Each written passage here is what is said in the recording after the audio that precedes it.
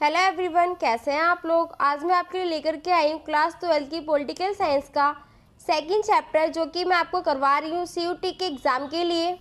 इस वीडियो में मैं आपको करवा रही हूँ मोस्ट इम्पोर्टेंट समरी। इसी एक समरी में मैं आपको पूरा चैप्टर कंप्लीट करा दूँगी। और ये जो मैंने समरी आपके लिए बनाई है, मैंने बुक में से बनाई है। एक एक लाइन को अच्छे से पढ़ के समझ के बनाया है आप लोगों के लिए। ये वीडियो बनाने का मेरा मोटिव ये था कि अगर आपने कोई चैप्टर नहीं पढ़ा है तो आप मेरी वीडियो को देख के पूरे चैप्टर को समझ सकते हैं। और मैं यहाँ आपके लिए सीयूटी की तैयारी करा रही हूँ, जिसमें मैं आपको करवाऊंगी political science, history and sociology and Hindi language. और मैं आपको सब कुछ हिंदी मीडियम में करवाने वाली हूँ। मैं आपके लिए 15 क्वेश्चंस लेकर के आई हूँ फॉर सीयूटी एग्ज़ाम के लिए, जो कि मैं अपनी नेक्स्ट वीडियो में बना के आपके लिए अपलोड करूँगी, जो कि हमारे हिंदी मीडियम में होगा और आपको अच्छे से समझ में भी आएगा। मैंने जो आपके लिए मोस्ट इम्पोर्टेंट 50 क्वेश्चंस जो बनाए हैं, वो भी मैंने आप लोगों के लिए बुक में से ही देख के बनाए हैं। मोस्ट इम्पोर्टेंट और सीयूटी के एग्ज़ाम में आने के बहुत से चांसेस हैं। तो मैं आपका ज़्यादा टाइम वेस्ट नहीं करूँगी। और अभी तक आपने मेरे चैनल को लाइक नहीं किया, सब्सक्राइब नहीं किया, तो जल्दी से जाइए मेरे चैनल को लाइक कीजिए एंड सब्सक्राइब कीजिए। एक बात और, जो मैं आपको हिस्ट्री, पॉलिटिकल साइंस और सोशोलॉजी और हिंदी लैंग्वेज जो करवाऊँगी, उसके सभी चैप्टर्स की मैं आपको मोस्ट इम्पोर्टेंट समरी भी करवाऊंगी और 15 मोस्ट इम्पोर्टेंट क्वेश्चन भी करवाऊंगी। तो इसमें पहला टॉपिक आता है हमारा बर्लिन की दीवार। ठीक है, तो बर्लिन की दीवार के बारे में हम पढ़ेंगे। इसमें उसका निर्माण कब हुआ था, उसकी लंबाई कितनी थी, जनता ने उसे कब गिराया था और विभाजन। ठीक है, तो जो बर्लिन की जो दीवार थी, उसका निर्माण हुआ था 1961 में। और जो बर्लिन की जो दीवार थी, उसकी जो लंबाई थी 150 किलोमीटर थी। और इसको जनता ने गिराया था 9 नवंबर 1989 को उसको गिराया गया था बर्लिन की दीवार को। और जो इसका विभाजन था पश्चिम बर्लिन से पूर्व बर्लिन। आई होप आपको समझ में आया होगा। अगर आपको मेरी किसी भी वीडियो में या किसी भी क्वेश्चन में किसी भी प्रकार का डाउट हो, या कुछ भी आपको किसी भी टॉपिक से रिलेटेड कुछ पूछना हो, तो आप मेरे से कमेंट करके पूछ सकते हैं, मैं आपको ज़रूर रिप्लाई दूंगी। अब नेक्स्ट है हमारा इसी में, बर्लिन की दीवार पूंजीवादी और साम्यवादी दुनिया के बीच विभाजन का प्रतीक है। जो बर्लिन की जो दीवार है, पूंजीवादी और साम्यवादी दुनिया के बीच की विभाजन का प्रतीक है। इसका मतलब ये है कि जब बर्लिन की जो दीवार लगाई गई थी, तो पूंजीवादी दुनिया और साम्यवादी दुनिया अलग अलग हो गई थी। ये दो भाग में अलग अलग बट गई थी। पूंजीवादी और साम्यवादी विभाजन का प्रतीक है। नेक्स्ट आते हैं हम, जब बर्लिन की दीवार गिराई गई तो दूसरी दुनिया का पतन हो गया। आई होप आपको समझ में आया होगा। पूंजीवादी दुनिया अमेरिका थी और साम्यवादी दुनिया जो थी वो सोवियत संघ थी। अब आते हैं हम अपने नेक्स्ट पॉइंट में। इसमें मैं बताना है दूसरी दुनिया का अर्थ। दूसरे विश्व के बाद पूर्व यूरोप के देश सोवियत संघ के अंकुश में आ गए थे। इन्हें दूसरी दुनिया के देश कहा जाता है। आई होप आपको समझ में आया होगा। ये ज़्यादा कोई टफ था नहीं जो कि मैं आपको समझाऊं। अब हम पढ़ते हैं इसके साथ सोवियत प्रणाली क्या थी। ठीक है, सोवियत प्रणाली जो थी वो क्या थी। तो इसका फर्स्ट पॉइंट है 1970 में रूस में समाजवादी क्रांति हुई, जिसमें पूंजीवादी के विरोध किए गए। अब इसमें क्या कहा गया है, 1970 में क्या हुआ था, रूस में जो समाजवादी क्रांति हुई थी, जिसमें क्या कहा गया था, जो पूंजीवादी है, जो अमेरिका जो लोग हैं, उन लोगों का विरोध किया गया था। ठीक है, सेकंड में हमारा इसमें साम्यवाद के आदर्शों को अपनाने की तरफदारी की गई। नेक्स्ट हमारा निजी संपत्ति का विरोध हुआ।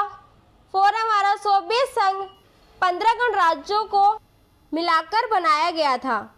फिफ्थ हमारा सोवियत संघ में एक ऐसी पार्टी का शासन था। इस लाइन में है सोवियत संघ में एक ही पार्टी का शासन था। ठीक है, ये अभी हमने पढ़ा सोवियत प्रणाली के बारे में। आई होप आपको समझ में आया होगा। यदि अगर किसी भी चीज़ की दिक्कत हुई हो तो आप मेरे से कमेंट करके पूछ सकते हैं, या आपको किसी भी टॉपिक से रिलेटेड कुछ भी पूछना हो तो आप वो भी मेरे से कमेंट करके पूछ सकते हैं, मैं आपको ज़रूर रिप्लाई दूंगी। अब हम पढ़ेंगे इसमें सोवियत संघ की मुख्य विशेषता। ठीक है, तो इसमें 6 विशेषता बताई गई है। मैं आपको एक एक विशेषता पढ़ के बताती हूँ। पहले हम पढ़ेंगे विश्व की दूसरी सबसे बड़ी अर्थव्यवस्था। जो सोवियत संघ जो था वो विश्व की दूसरी सबसे बड़ी अर्थव्यवस्था थी।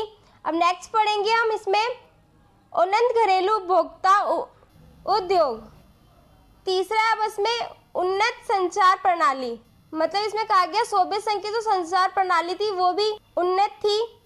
चौथा पढ़ेंगे इसमें विशाल ऊर्जा संसाधन, जो वहाँ पे जो संसाधन था उसका काफ़ी विशाल भंडार था वहाँ पे सोवियत संघ में। ये सब इनकी विशेषताएं बता रही हूँ मैं आपको। अब फिफ्थ है हमारा इसमें आवागमन की अच्छी सुविधा, जो सोवियत संघ में क्या था, आवागमन की काफ़ी अच्छी सुविधाएं थी। फिफ्थ सिक्स्थ है हमारे इसमें राज्य का स्वामित्व था। तो ये जो थी हमारी 6 मुख्य विशेषता थी सोवियत संघ की। आपको अगर किसी भी विशेषता में कोई दिक्कत आई हो समझने में या ना आया हो कुछ समझ में, तो आप वो हमसे पूछ सकते हैं, मैं आपको ज़रूर कमेंट करके बताऊंगी। अब आते हैं हम अपने नेक्स्ट पॉइंट पे, जिसमें हम बताएंगे भारत और सोवियत संघ के संबंध, जो भारत और सोवियत संघ के संबंध कैसे थे। ठीक है, तो स्टार्ट करते हैं अब इसमें। भारत और सोवियत संघ के संबंध बहुआयामी थे, मतलब बहुत अच्छे थे। दोनों के मधुर संबंध थे, काफ़ी मीठे संबंध भी थे उनमें।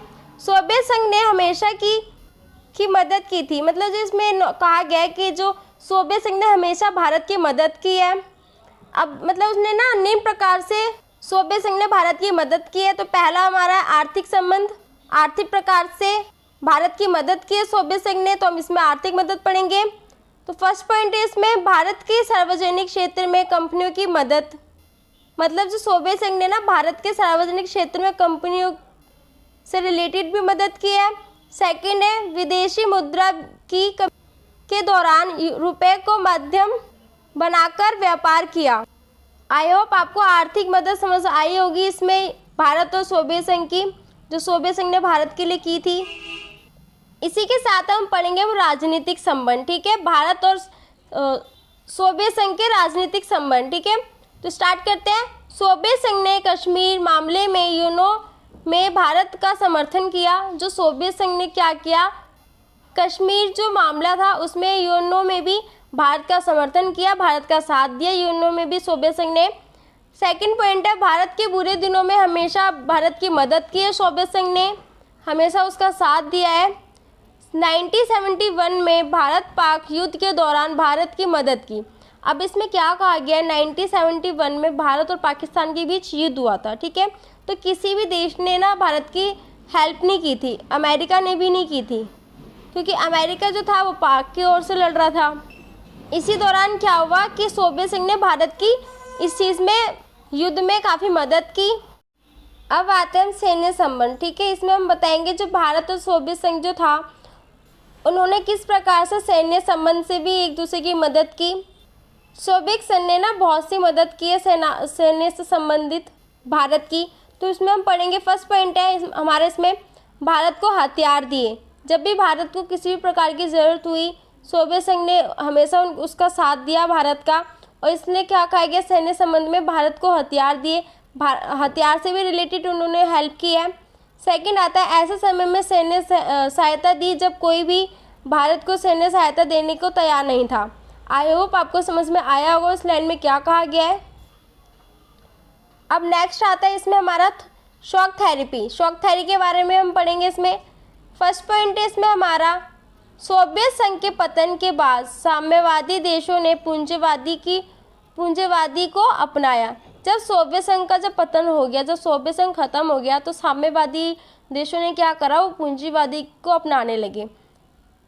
अब इसमें आता है सेकंड पॉइंट आता है हमारे इसमें, यह साम्यवादी से पूंजीवादी की तरफ संक्रमण ही शॉक थेरेपी कहलाता है। इसमें मतलब कहा गया है कि जो साम्यवाद से जो लेकर के पूंजीवादी की जो तरफ लोग जाने लगे थे, जब सोवियत संघ का पतन होने लगा था, तो उसी को कहा गया शॉक थेरेपी। अब इसमें हम आता है 3 पॉइंट। रूस मध्य एशिया के गणराज्यों और पूर्वी यूरोप के देशों में पूंजीवाद की और संक्रमण का एक खास मॉडल अपनाया। 4 पॉइंट आता है हमारे इसमें, विश्व बैंक और अंतर्राष्ट्रीय मुद्रा कोष द्वारा निर्देशित इस मॉडल को शॉक थेरेपी के नाम से जाना जाता है। आई होप आपको ये शॉक थेरेपी समझ में आया होगा। अगर आपको किसी भी चीज़ में दिक्कत आई हो तो आप मेरे से कमेंट करके पूछ सकते हैं, मैं आपको ज़रूर रिप्लाई दूंगी। इस वीडियो में मैंने आपको मोस्ट इम्पोर्टेंट समरी करा दी है। अब मैं अपनी नेक्स्ट वीडियो में आपको मोस्ट इम्पोर्टेंट MCQ क्वेश्चंस डालने वाली हूँ, जो कि आपको CUT के एग्ज़ाम के लिए काफ़ी मोस्ट इम्पोर्टेंट होंगे। और मैंने वो आपके लिए बुक में से बनाए, एक एक लाइन को अच्छे से समझ के पढ़ के आपके लिए काफ़ी वो मोस्ट इम्पोर्टेंट होंगे। और मैं आपको CUT के एग्ज़ाम के लिए सभी प्रकार से आपकी हेल्प करूँगी। आपको किसी भी प्रकार की हेल्प चाहिए हो तो आप मेरे से कमेंट करके पूछ सकते हैं, मैं आपको ज़रूर बताऊँगी। और अभी तक आपने मेरे चैनल को लाइक नहीं किया है, सब्सक्राइब नहीं किया है, तो जल्दी से सही मेरे चैनल को लाइक कीजिए एंड सब्सक्राइब कीजिए। Thank you for watching my channel.